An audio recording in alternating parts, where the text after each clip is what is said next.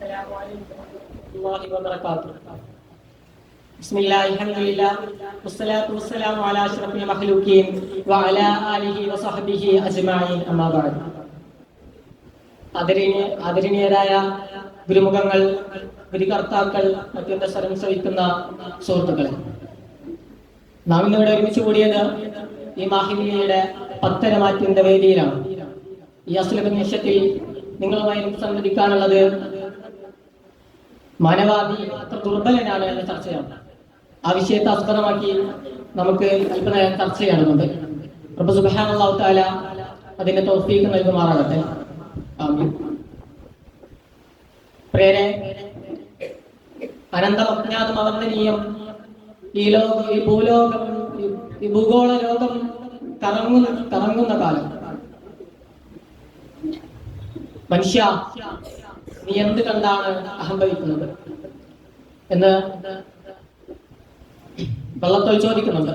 വെള്ളത്തോളിന്റെ വാക്കുകൾ ഇങ്ങനെയാണ്: അനന്തം അജ്ഞാതം അവർണ്ണനീയം ഈ ഭൂലോക ലോകം കറങ്ങുന്ന കാലം.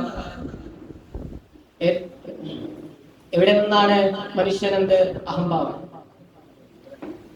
മനുഷ്യന് ഇന്ന് ലോകത്ത് പല അപകടങ്ങളും നടക്കുന്നുണ്ട്. അപ്പോ വെള്ളത്തോൾ ചോദിക്കുന്നു, കേരളത്തിന്റെ സംസ്കാരിക നവോത്ഥാന നായകനായ വെള്ളത്തോൾ നമ്മൾ ചോദിക്കുന്നുണ്ട്, എന്താണ് നീ അനുഭവിക്കുന്നത്? നിനക്ക് സമ്പത്തുണ്ടായതിന്റെ പേരിലാണോ? നിനക്ക് പണമുള്ളതിന്റെ പേരിലാണോ? നിനക്ക് വലിയ കൊട്ടാരങ്ങളും നിനക്ക് വലിയ ആഡംബര കാറുകളും ഒക്കെ ഉള്ളതിന്റെ പേരിലാണോ നീ അനുഭവിക്കുന്നത് എന്ന ആശയം വെള്ളത്തോൾ നമ്മളുമായി പങ്കുവെക്കുന്നുണ്ട്. പേരെ ഈ അടുത്ത കാലത്ത് കേരളത്തിലെ വയനാട്ടില് നാം കണ്ടതാണ്, ധാരാളം മനുഷ്യർ ഒറ്റ നിമിഷം കൊണ്ട് 2 ഗ്രാമങ്ങളെ ഇല്ലാതായി. 2 ഗ്രാമങ്ങൾ ഇല്ലാതായി നിമിഷം. പേരെ ഒരുപാട് വീടുകൾ ഉണ്ടായിരുന്നു, ഒരുപാട് കാറുകൾ ഉണ്ടായിരുന്നു, സമ്പത്ത് കൊണ്ട് മൂടാൻ മാത്രം സമ്പത്തുള്ളവരുണ്ടായിരുന്നു. പക്ഷേ ഒറ്റ നിമിഷം കൊണ്ട് എല്ലാം നഷ്ടപ്പെട്ടു. അങ്ങനെയുള്ള സമയമാണ് ഈ കാലഘട്ടം. മനുഷ്യൻ എത്ര സമ്പാദിച്ചിട്ടും കാര്യമില്ല. എന്തൊക്കെ വന്നാലും എന്ത് സംഭവിച്ചാലും എല്ലാം പോയി കഴിയും. പ്രേരെ വയനാട്ടില് ഒരുപാട് കഥകൾ കേൾക്കാനുണ്ട്. ഓരോ കഥ കേൾക്കുമ്പോഴും കേരളത്തിലെ മനുഷ്യത്വമുള്ള മനുഷ്യരുടെ കണ്ണ് മറിഞ്ഞു പോകും. അവിടെ നൗഫലിന്റെ കഥയുണ്ട്. മുഹമ്മദ് ഹാനിയുടെ 15-കാരനായ മുഹമ്മദ് ഹാനിയുടെ കഥ പറയാനുണ്ട്. മുഹമ്മദ് ഹാനി എന്താണ് ചെയ്തത്? തന്റെ ഉമ്മ ഉരുൾപൊട്ടുന്ന സമയത്ത്, തന്റെ കൈത്തോളം ചളി കെട്ടി നിൽക്കുന്ന സമയത്ത് ഉമ്മയെ രക്ഷിക്കാൻ അടുക്കുന്ന ഹാനിയുടെ കഥ. അതുപോലെ പല കോടി സ്വപ്നങ്ങൾ പേരി ഗൾഫിലേക്ക് നാട് കടന്ന നൗഫലിന്റെ കഥ. പെട്ടെന്ന് ഒരു രാത്രി നൗഫൽ കോള് വരികയാണ്. വീട്ടുകാരെ വിളിക്കുന്നു, നാട്ടിൽ എന്തൊക്കെയോ ദുരന്തം പറ്റിയിട്ടുണ്ടാവും. ഇത് കാരണം നൗഫൽ നാട്ടിലേക്ക് അടുത്ത ഫ്ലൈറ്റ് കിട്ടിയാൽ പോവുകയാണ്.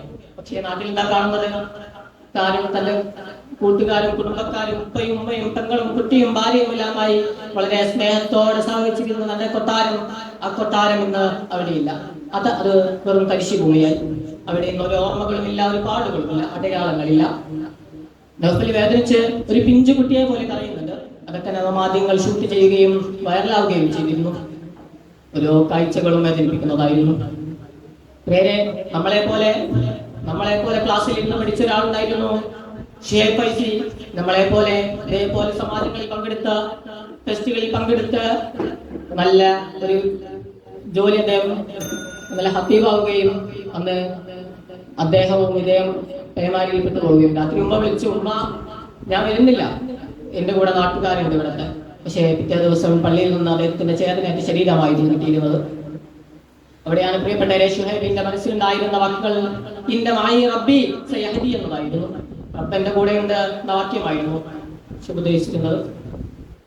ഇത്തരം സന്ദർഭങ്ങളിൽ, ഇത്തരം അവസരങ്ങളിൽ നാം ഓർക്കേണ്ടത്, അവർക്ക് ആശ്വാസവാക്കുകൾ നൽകുമ്പോ ഷുഹൈബേ, നൗഫലെ, നീ വിഷമിക്കേണ്ടതില്ല.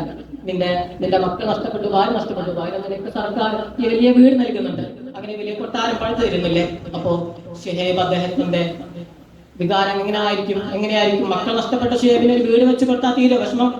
മറിച്ച് ഷുഹൈബിനോട് പോയി പറയാ, ഷുഹൈബേ, നീ എന്തിനാ വിഷമിക്കുന്നത്? നിന്നെ സ്വർഗത്തിലേക്ക് കൈ പിടിച്ചു കൊണ്ടുപോകാൻ നിന്റെ മക്കളുണ്ട്, നിന്റെ മക്കൾ അവിടെ കാത്തിരിക്കുകയാണ്, നീ ദുആ ചെയ്യും. അലാ ബിദിക്രില്ലാഹ് എന്ന് പറഞ്ഞു. അസ്സലാമു അലൈക്കും വറഹ്മത്തുള്ളാഹി.